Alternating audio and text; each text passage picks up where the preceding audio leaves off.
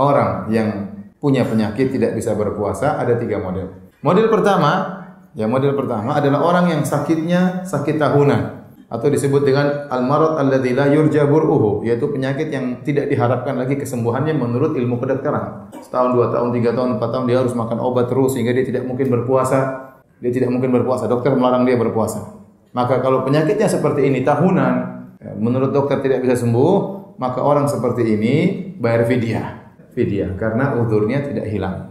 Taruhlah ternyata setelah 5 tahun dia sembuh, apakah dia harus mengqadha? Tidak harus. Dia sudah bayar fidyah untuk penyakit yang menurut dokter susah untuk sembuh tadi, maka sudah cukup. Nah, ini penyakit model pertama yang menurut dokter tidak mungkin sembuh, maka bagaimana jalan keluarnya? Tidak mungkin mengqadha karena dia akan sakit terus. Maka jalan keluarnya adalah apa?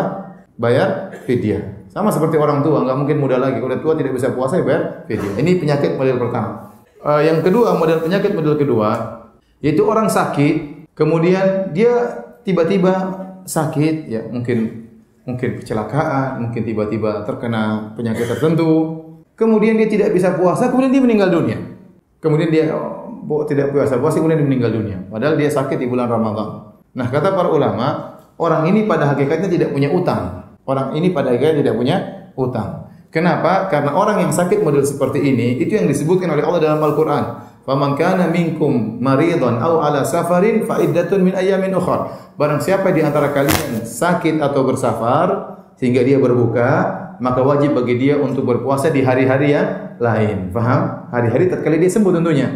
Ternyata dia tidak menemukan hari-hari sembuh tersebut. Dia sakit terus meninggal. Sehingga dia tidak wajib puasa. Dia tidak punya hutang karena dia hanya wajib puasa kalau dia menemukan hari-hari yang dia sembuh tersebut. Ternyata orang ini waktu sakit langsung meninggal. Sehingga orang ini tidak punya hutang puasa. Model ketiga, orang yang sakit ini sangat mungkin untuk sembuh.